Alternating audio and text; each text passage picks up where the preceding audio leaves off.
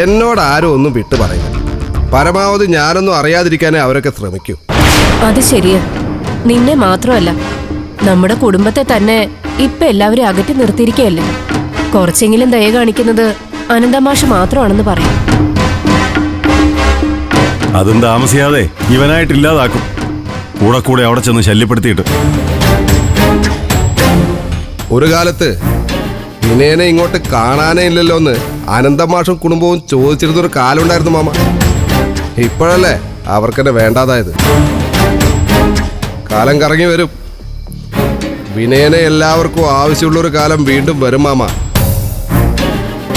അതിന്റെ ലക്ഷണങ്ങളൊക്കെ ഞാനിപ്പോ കണ്ടു തുടങ്ങിയിട്ടുണ്ട്. എന്ത് ലക്ഷണം? ദൈവം കാട്ടിത്തരുന്ന ചില സൂചനകളാണെന്ന് കൂട്ടിക്കോ മാമ. അങ്ങനെയൊന്നും ഉണ്ടല്ലോ.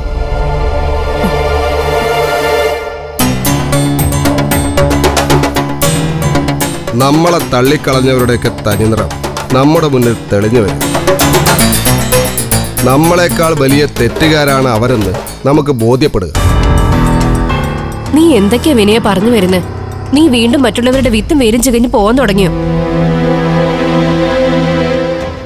അത് നിനക്ക് നല്ലതിനല്ല വിനയ. ഇനിയെങ്കിലും അവനവന്റെ കാര്യം നോക്കി ജീവിച്ചില്ലെങ്കിൽ നിനക്കത് അപകടമാ. ഞാൻ ഒന്നിൻ്റെയും പുറകെ പോയിട്ടില്ല മാമ, പോത്തുമില്ല. പക്ഷെ എനിക്ക് പിടിച്ചു നിൽക്കാനുള്ള കച്ചിത്തുരുമ്പ് ദൈവമായിട്ട് എൻ്റെ മുന്നിലേക്ക് ഇട്ടു തരുമ്പോൾ ഞാനതിൽ പിടിച്ച് കയറാൻ നോക്കണ്ടേ മാമ? അവസരങ്ങൾ ഉപയോഗപ്പെടുത്താത്തവൻ വിഡ്ഢിയാ. അങ്ങനെ ഒരു വിഡ്ഢിയാവണോ അവനെ?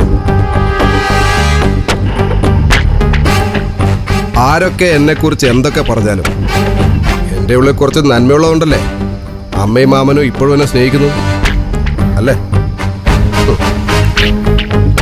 അല്ലെന്ന് നിങ്ങൾ പറഞ്ഞാലും എനിക്കറിയാം എൻ്റെ ഉള്ളിൽ നന്മയുണ്ടെന്ന്. അതിൻ്റെ വേറൊരു തെളിവാ വിനയൻ്റെ കുഞ്ഞിനെ അവൻ്റെ അമ്മ വേണ്ടെന്ന് വെക്കാൻ ശ്രമിച്ചിട്ടും എൻ്റെ മകൻ എൻ്റെ അടുത്തേക്ക് വരാൻ തയ്യാറായി നിൽക്കുന്നത്. എൻ്റെ കുഞ്ഞ് ജനിച്ച് വീഴുമ്പോൾ അവൻ്റെ അടുത്തേക്ക് ഓടിയെത്താനുള്ള വാതിലുകൾ എനിക്ക് വേണ്ടി തുറക്കപ്പെടാൻ പോവുക.